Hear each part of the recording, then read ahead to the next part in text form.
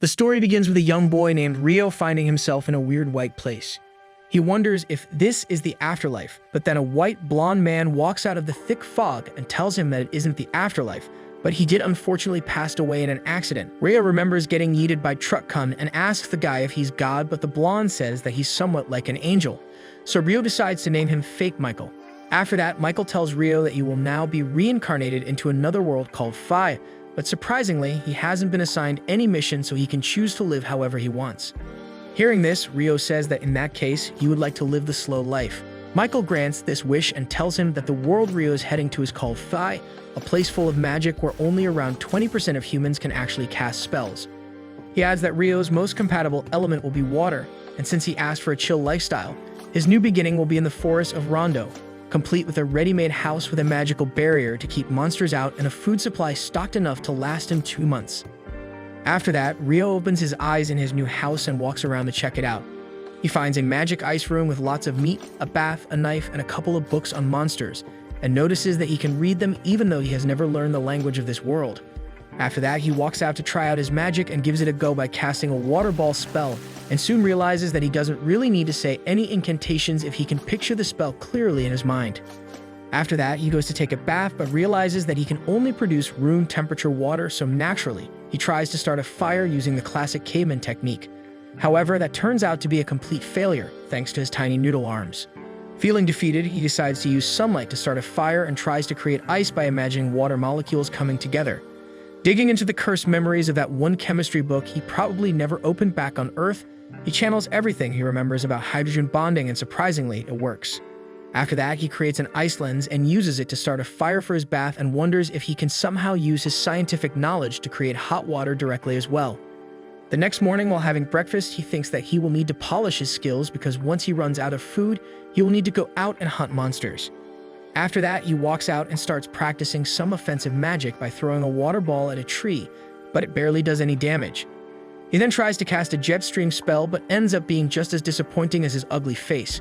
He remembers Michael's advice that the foundation of magic is imagination and continues to practice these spells for weeks. Once he gets good with them, he tries to create some icicle lances but fails to launch them at his target.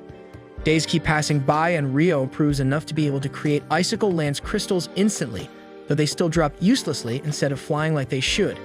Deciding it's time for a change of scenery, he crafts a makeshift spear with his knife and heads into the woods to collect some quartz so he can cook his food at night as well. Inside the forest, he stumbles upon some beautiful views, clear flowing water, and even spots quartz stones near the riverbank and feels happy. He says that he will gather some medicinal herbs and head back home, but suddenly a lesser boar jumps out of the bushes and charges at him from behind. Just as the beast is about to flatten him, he remembers how he died once already and decides there's no way he's letting it happen again. He leaps aside just in time. The boar charges once more, but this time Rio quickly forms an ice bond on the ground, making the whole area slick. As the boar slips, it crashes straight into a trap of 16 icicle lances Rio set up on the spot. The icy spikes tear through it, and just like that, our hero scores his first win. After returning, he checks the monster compendium and finds out that the so-called terrifying lesser boar was actually the weakest of all monsters. While flipping through the book, he notices the last 2 pages are marked as a special edition, so he skips the rest and jumps straight to them. One page lists dragons capable of wiping out entire cities. There's even a note warning him to start running if he ever sees one, although it also mentions that escaping might not even be possible. The second page features creatures called Akuma, which the compendium clearly states are not fallen angels. It simply tells him to pray he never encounters one. The next morning, Rio heads out on his second jungle trip, finally leaving behind the worn-out clothes he brought from Earth. This time, he stumbles across some delicious fruits, and just as he starts to enjoy the moment, a bird monster shows up acting like it owns the fruit tree. Rio instantly recalls it as an assassin hawk, a monster that can use air slash, a dangerous form of invisible offensive air magic, though its real threat lies in its razor-sharp beak. While running, Rio realizes he might not be fast enough to escape the monster, so he tries firing water at it but fails miserably. Just as the hawk dives toward him, Rio instinctively throws up an ice shield, which not only blocks the attack but hits the bird with a brutal counter. He quickly tries to follow up with his spear, but the hawk manages to escape with one eye injured. Rio drops to the ground thinking about how his peaceful slow life has taken a far more intense turn than he expected. To make things worse, all that running has left him completely lost, but it ends up bringing him to a stunning lake. There he spots a headless man calmly patting his headless horse. After taking in the bizarre yet oddly majestic sight, Rio eventually finds his way back home. As days go by, he finally masters his long-awaited icicle lance, strong enough to wipe out an enemy in one hit. He also gets into fishing and buffs up his defensive ice barrier magic. On one of his adventures, he heads to the ocean and tries swimming, only to barely escape from a curious octopus. His training pays off with the discovery of new spells like abrasive jet, a technique sharp enough to slice through solid rock. One night, after feeling like he has finally gotten a decent grip on his magic, Rio grabs an ice blade and heads out to challenge the headless Delahan. He questions whether this mysterious figure is even a monster or simply too advanced to be listed in the beginner's compendium. Without much more thought, the two engage in an intense battle, and as expected, our guy ends up losing. Still, he makes it a routine to show up night after night, and over time, Delahan starts acting more like a coach. The silent mentor even teaches Rio how to properly forge an ice sword and eventually gives him a blade of his own. Rio accepts it without hesitation, treating it like a treasured reward. The next day, while our Mowgli is lunging in the forest, a massive black bird suddenly swoops down. It doesn't take long for Rio to recognize it as the same assassin hawk from before, now evolved and clearly back for revenge. With no other option, he braces himself for a rematch.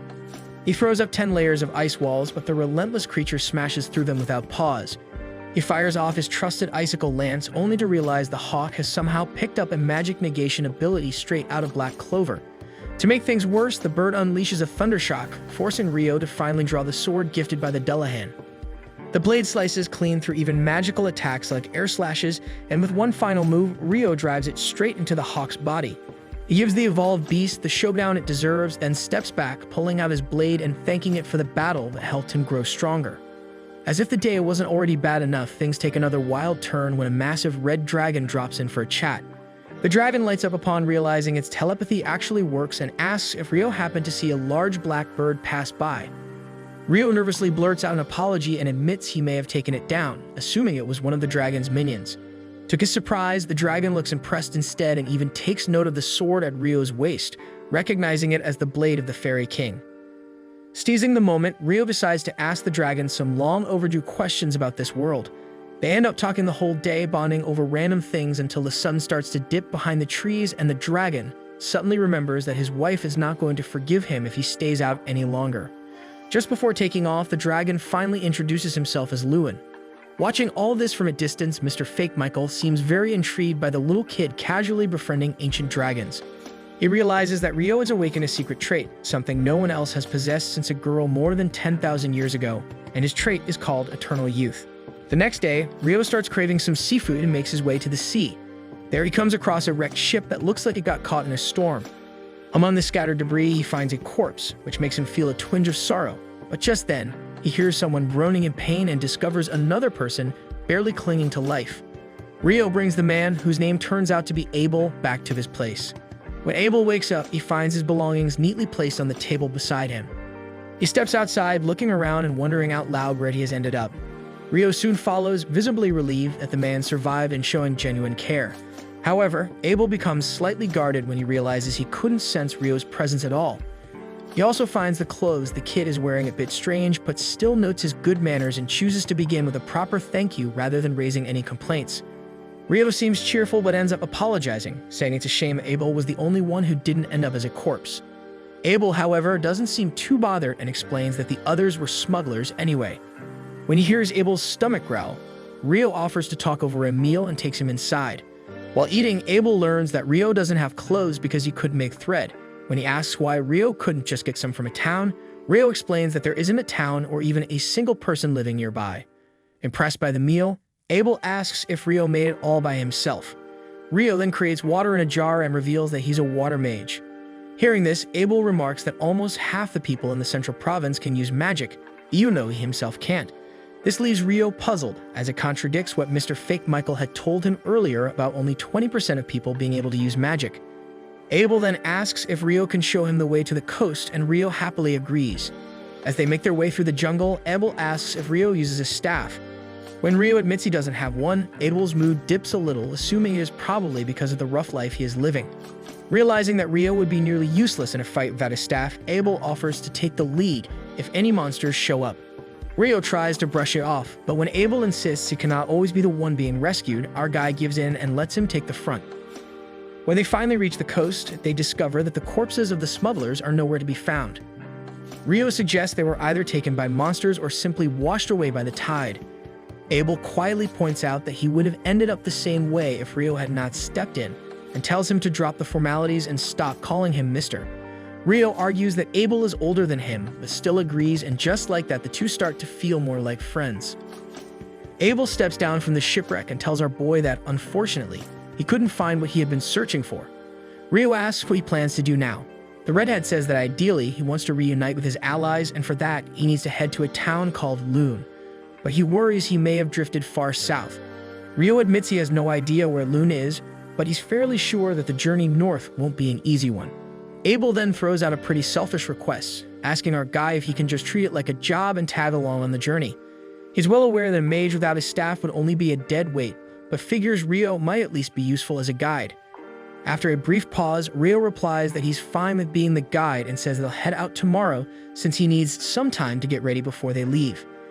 Later that night, Rio starts gearing up to head into the jungle, and when Abel questions why he's going so late, our guy simply says the one he wants to say goodbye to only shows up at this hour.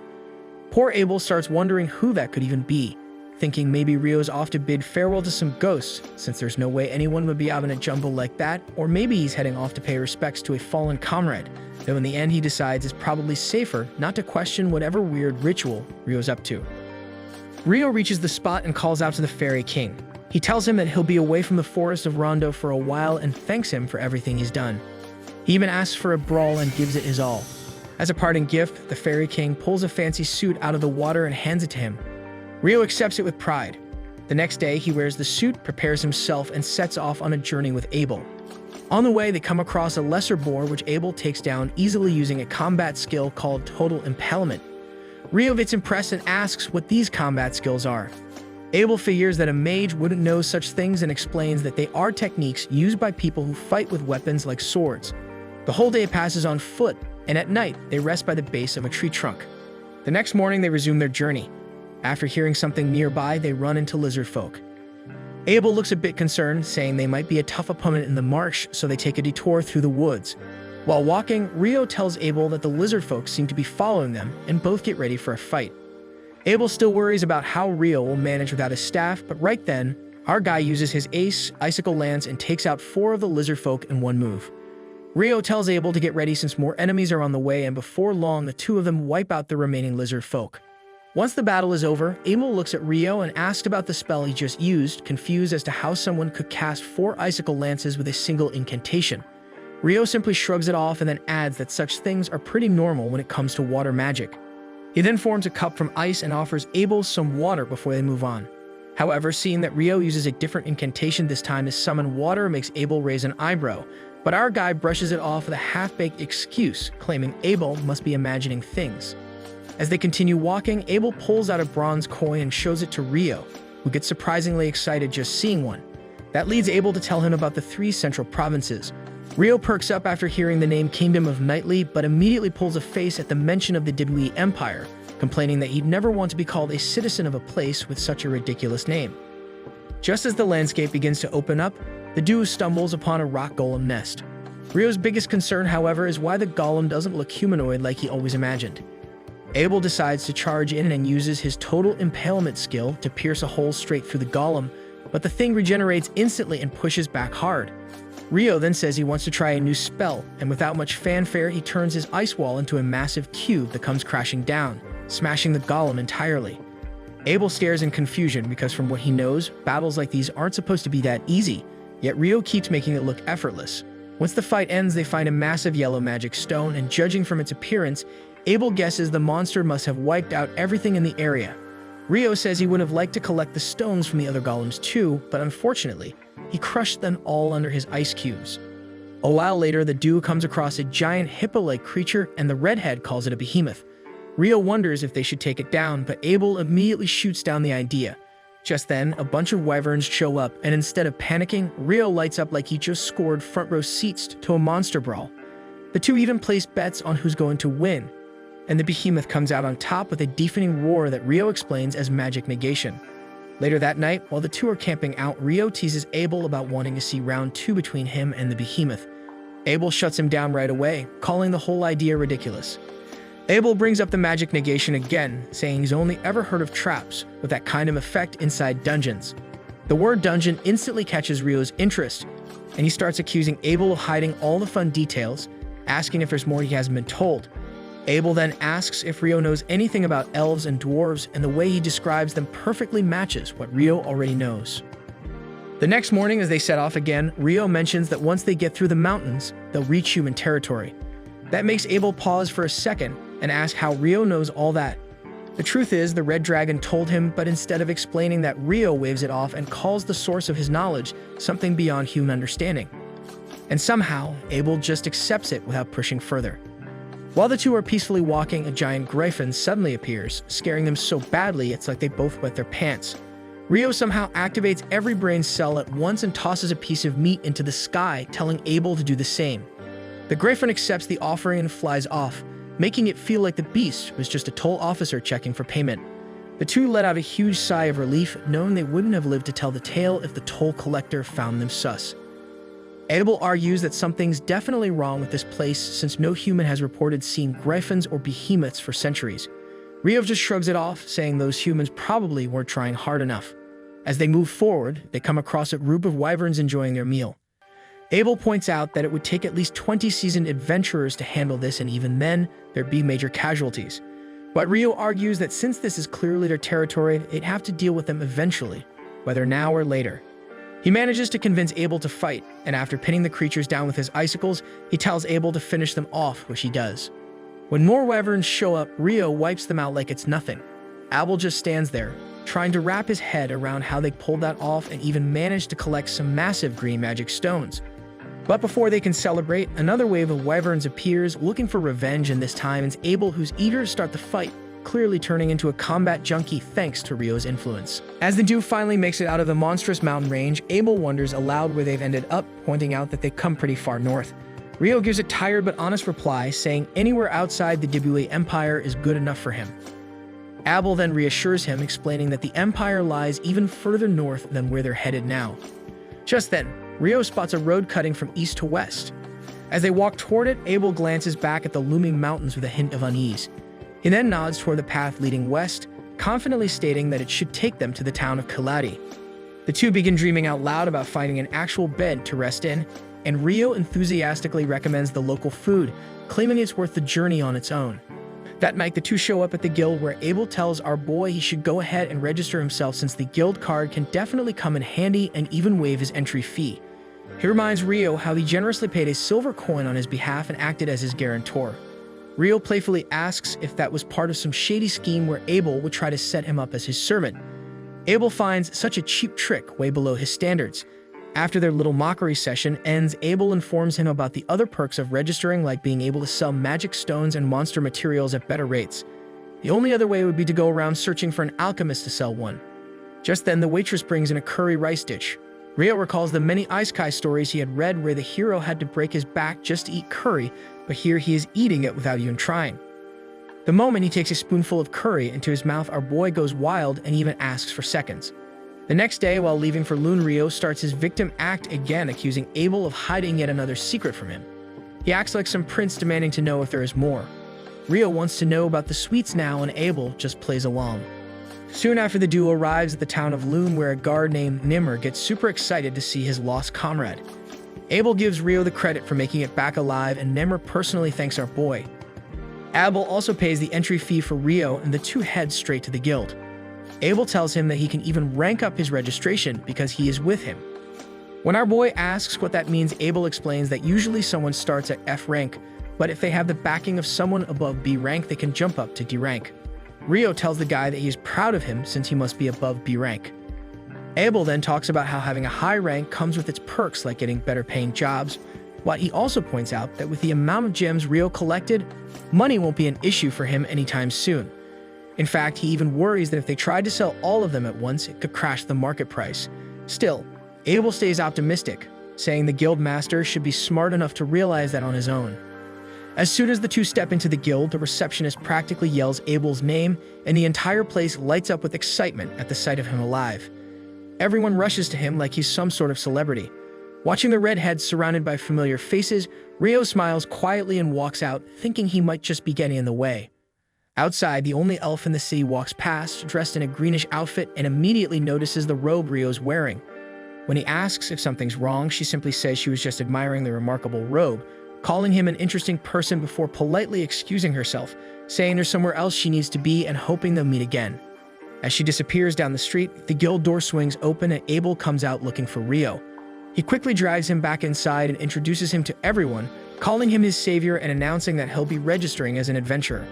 The crowd welcomes him warmly, thanking the boy for saving their friend and for taking care of him. Abel then takes our guy straight to the receptionist, asking her to register him at D rank under his endorsement. This clearly catches her off guard since no one from the Crimson Sword has ever personally endorsed anyone before. So this little move alone speaks volumes about how valuable Rio is. While the receptionist seems to get the message, she still brings up the usual procedure, saying they will have to test him first to check his capabilities. Abel then asks to speak with the guild master to talk about this and a few other things, so the receptionist arranges it and tells them to wait in the meeting room. The moment news hits that Abel is alive, the guild master comes bolting in, probably thinking some ghost or knockoff version of Abel is wandering around trying to cause drama. But the second he lays eyes on the real deal, the man drops to his knees. Abel rushes to help him up while apologizing for making the poor old man worry like that. The guildmaster isn't having it though, going off about how he has been through absolute hell ever since he found out Abel had gone missing. Eventually, his eyes drift over to our guy, and he wants to know who this magician is. Abel does the honors again, introducing his savior one more time, and the guildmaster happily introduces himself as Hugh McGlass, although right now he's looking more like a tired McDonald's shift manager who's had a long day. When he thanks our boy, Rio just says he happened to be in the right place at the right time. Abel then jumps into business mode and starts discussing Rio's rank endorsement with Hugh. When the old man asks if they have any proof, Abel admits it's a fair question, but also makes it pretty clear that Rio is way stronger than him. Just then, Abel casually drops all the monster stones onto the table, telling the guild master they picked these up from creatures they defeated along the way.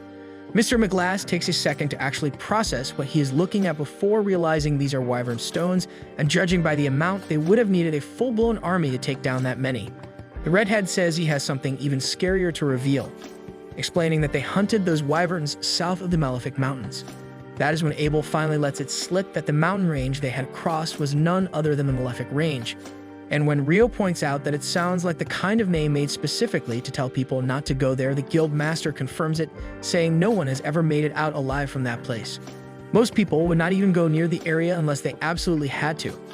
Abel then argues that this should be more than enough to bump Rio's rank up, and the guild master just lifts his hands in surrender, realizing there is no point in testing someone who has already proven they are completely beyond what the guild can measure. Just then, Abel's teammates show up. He rushes to the door, apologizing for making them worry.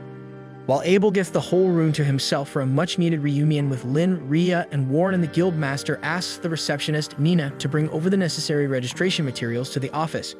As Rio leaves the room, Abel calls out to him and asks him to wait at the reception, since there's a place he wants to take him afterward. The guildmaster then leads our boy into his office. When Rio hesitantly brings up the topic of a rank up, the old man assures him that even though Abel is a prodigy, he knows full well that not even Abel could take down a whole swarm of wyverns on his own. When he pats Rio on the shoulder, he realizes that the kid has one hell of a physique for someone who's supposed to be a mage. Just then, Nana returns with the registration forms and gets started. She formally introduces herself as a clerk of the Lewd Adventurers Guild and begins the interview. She asks a few basic questions and lets him know that after registration, he'll be eligible to stay in the guild lodgings for up to 300 days. When she finds out that he's never been to a dungeon before, she recommends the guild's monthly introductory dungeon course and encourages him to join it.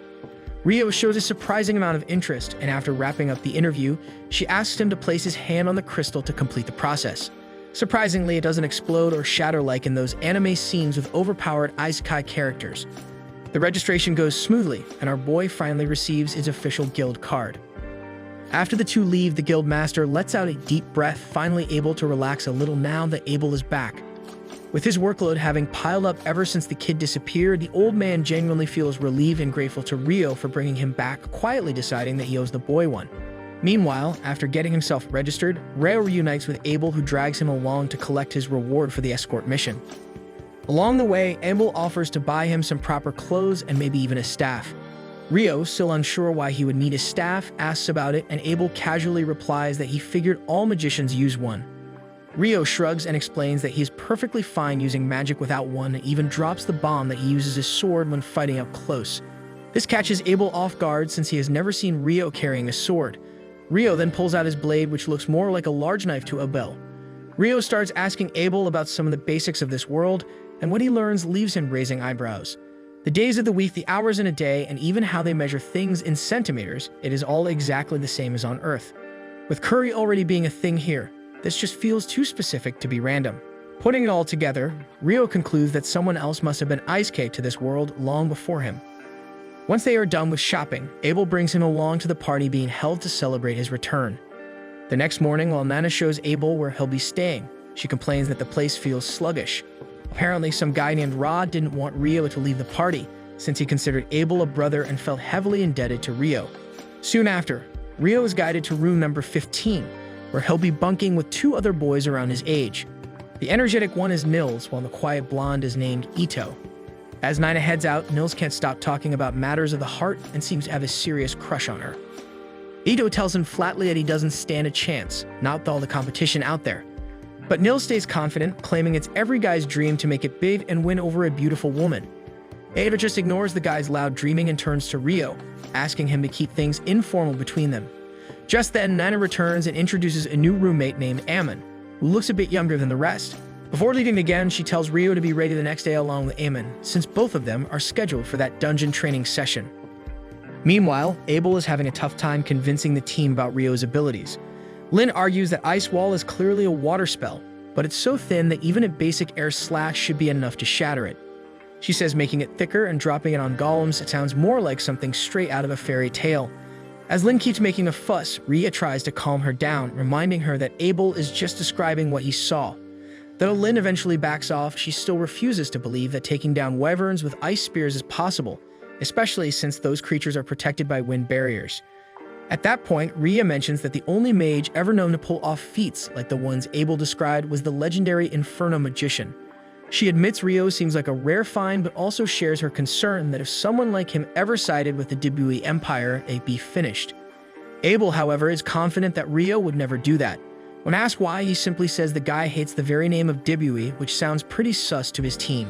Rio and the new kid Ammon attend their first dungeoneering course together, and after 5 days of lectures, the professor finally wraps up the theoretical part. With that done, it's time for hands-on experience, so he announces that they'll be visiting the first layer of a real dungeon.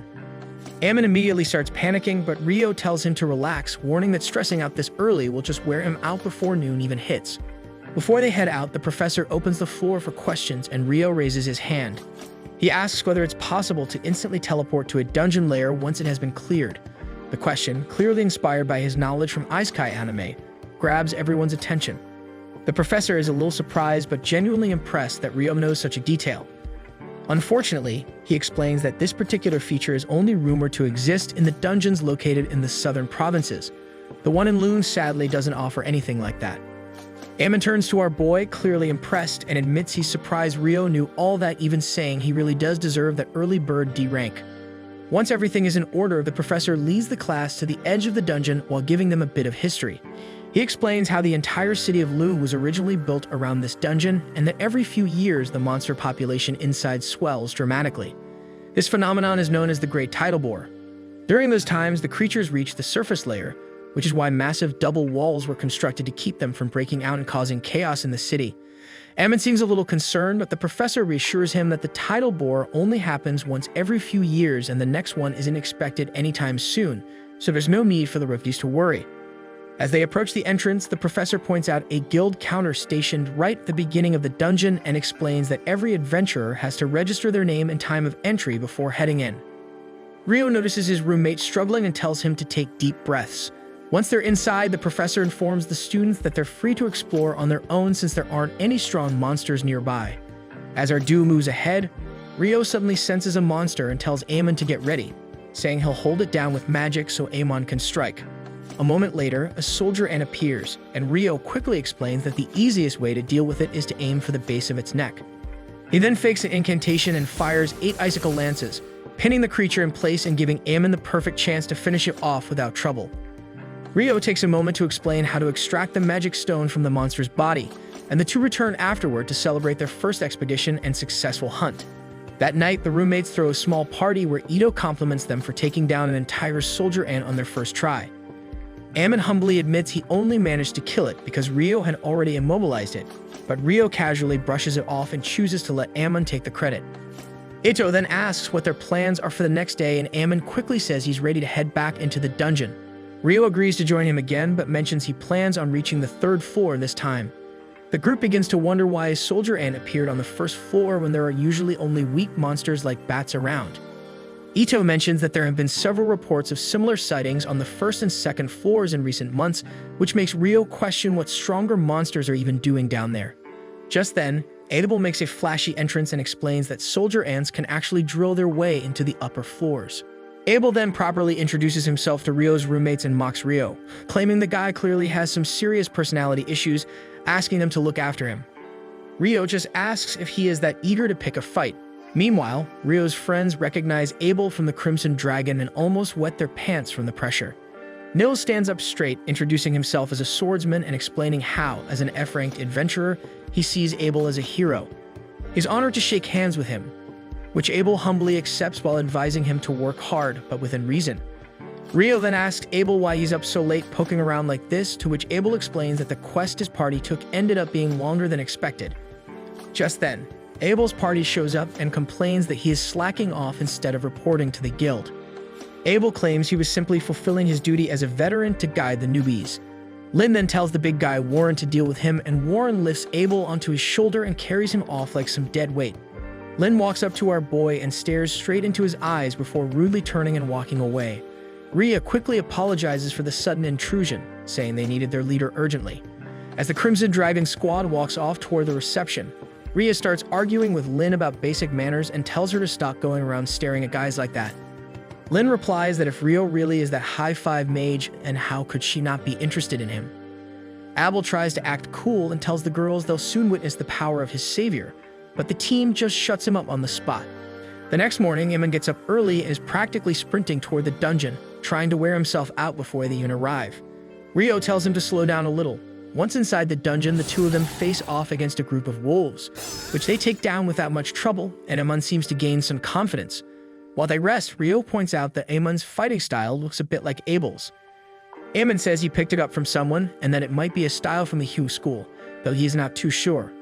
Rio lifts his spirits, saying he will do great once he gets the hang of things, and even compares him to Obel.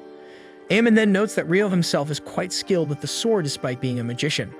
Rio explains that he was lucky enough to have a mentor who practiced with him long ago, though he is not sure if his style is all that common.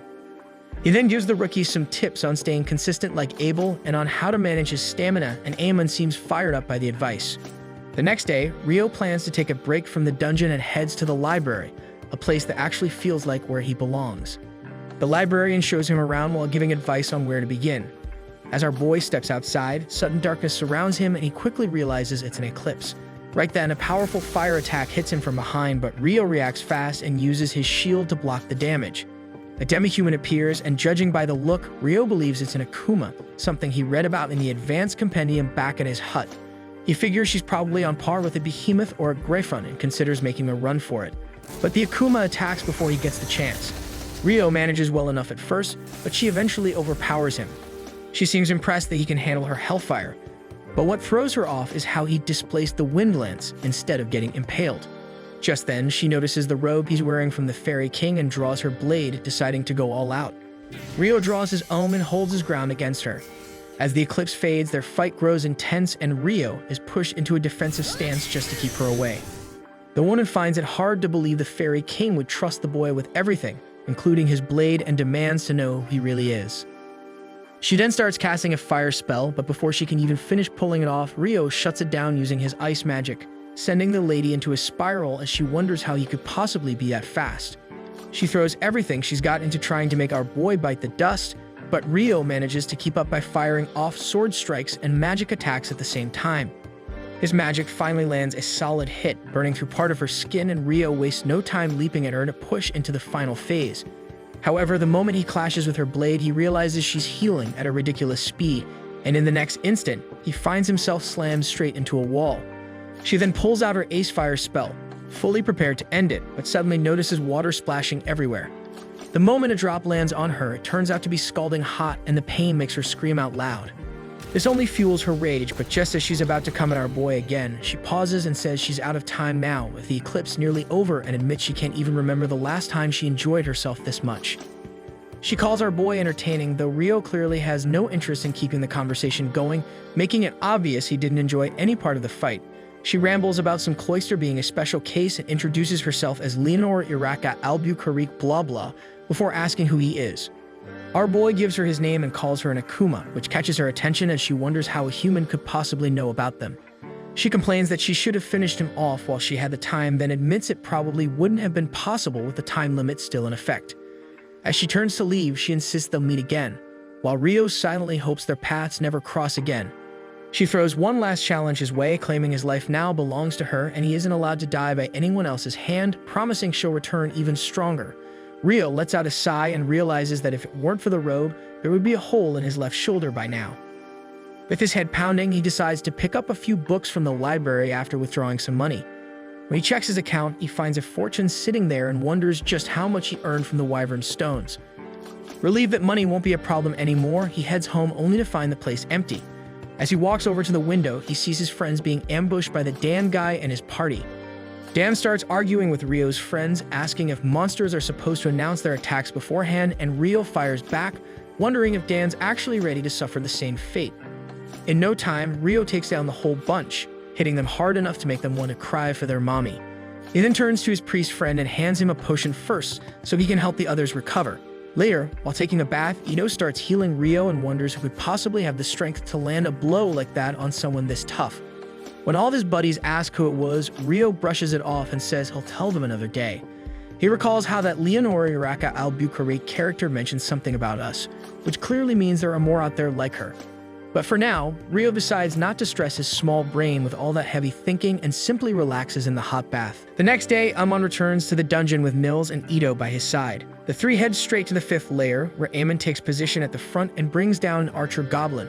After he finishes off the monster, Ito uses lesser heal on him and treats the small wound. Ito then argues that goblin archers should not even be showing up on the 5th layer, and something about it feels strange. Nils follows up by sharing something he learned from Abel, saying that survival should always be their top priority. He then suggests they return to the surface and divide their earnings into 3 equal parts. As they begin the walk back, Ammon finds himself missing Ryu during the venture, though Ito tries to convince him that they should form a party with members of similar skill levels so that everyone can contribute fairly and grow stronger together. Meanwhile, Ryu has traveled outside the city to practice on his own. He thinks back to the incredible magic Leonor had used and realizes that conjuring speed was the only area where he could match the Akuma. He decides to work on his weaknesses and turn them into strengths so that he is ready the next time they face each other. Ryu also feels a tinge of jealousy toward the creature, thinking about how she instantly closed in and appeared right in front of him. He wonders if that was a real example of wind magic and begins to imagine creating something similar using water magic. The first spell that comes to mind is Water Jet, so he decides to try it out. Ryu casts an ice bomb in front of him and steps onto it, then pictures 256 water jets blasting from behind to launch him forward at high speed. However, the attempt fails badly. He calls it a day and wonders if using over 1,000 jets could have made a difference. As he finishes his training, he decides to head to the library and search for knowledge related to the Akuma and alchemy. As the story progresses, Lynn is already sitting inside the library going through forbidden spellbooks. Even here, she fails to find any magic capable of forming a thick ice wall midair or the ice spears Abel once told her about. She gives up as she gets up, thinking that not even her master Hilarion would be able to handle spells like those, and if anyone could, it would have to be someone like the Inferno Magician of the Empire. Just then, Sarah appears and comments that it feels strange to find Lynn in a place like this. Lynn replies that she came to look something up, then asks if Sarah had been away from Lune on a quest for royal duties. Sarah tells her she has just returned from her mission and makes an excuse and leaves, saying an envoy is already waiting for her. In the meantime, the trio arrives at the guild and heads straight to the reception desk, where Nina looks surprised to see them come back so soon. While Nils fails to get proper word out because of his crush on Mina, Ito shows her the magic crystals they gathered, which makes her realize they came from goblin archers who should not be on the 5th layer. She quickly runs off to inform the guild master and also puts up a notice on the guild wall, thanking the three for the valuable information. As Nine explains everything to Hugh, he immediately senses the danger, knowing that such monsters usually appear only after the 10th layer. He asks Mina how many B-rank parties are currently available, and she tells him there are only Crimson Sword and White Brigade. The guild leader then asks her to call both of them at once. Soon after, Crimson Sword arrives at the guild, and Abel does not look pleased when he hears that the White Brigade is also there. They enter Hugh's office, and by the time they get inside, the White Brigade is already waiting. Their leader, Phelps, warmly greets Abel, and Abel returns the greeting. Hugh McGlass wastes no time and gets straight to the point. He quickly thanks both parties for responding to his request, then brings up the report about the goblin archers. Abel asks if the information is reliable, and Mr. McGlass explains that the trio returned with the crystals as proof. The guild leader then informs them that their task will be to enter the dungeon and check for any signs of the Great Tidal Boar, which refers to the explosive growth of monster populations inside the dungeon. Mr. McGlass explains that the last one happened around 10 years ago, and the recent signs they have received might be enough to confirm that another one is approaching. He offers them a generous reward for verifying this and shares all of his plans, even mentioning that he has already notified the Lord about the situation. The guild leader makes it clear that he does not intend to treat this lightly and asks both parties to head out by the next morning. Mr. Hugh also informs them that he has issued a notice to temporarily close the dungeon. Both groups quickly rise from their seats and accept the request. The next morning, Ryu wakes up early and heads out while the others are still getting out of bed. He mentions that he plans to visit the north side of the library, hoping to find material more advanced than what is available on the south side. Ammon points out that there are forbidden texts available there as well, but Ito reminds them that Ryu would need to be at least B-ranked to gain access to those. After they wish him good luck, Ryu makes his way toward the library, and as he climbs the stairs, he comes across Sarah standing there reading a book. Meanwhile, the Crimson Sword and the White Brigade gather near the dungeon gate. When Abel asks Phelps why he has brought only 20 adventurers, Phelps explains that he selected only those ranked above C, which makes up half of the brigade. Abel considers it a wise choice and nods in agreement. Just as the guild master is about to open the dungeon gate, Abel suddenly stops him, sensing an unusual presence from within. He then asks Lynn to confirm it using her wind magic. Lynn casts a wind spell called Probe and reveals that there are well over a few hundred monsters waiting near the entrance, which is more than enough to confirm that the Great Tidal Boar has already begun. The guild master immediately orders everyone to fetch the knights and alert the entire area. An emergency quest is posted at the guild, and everyone quickly rushes off to fulfill their roles. Back to our hero, Sarah seems pleased to see him again.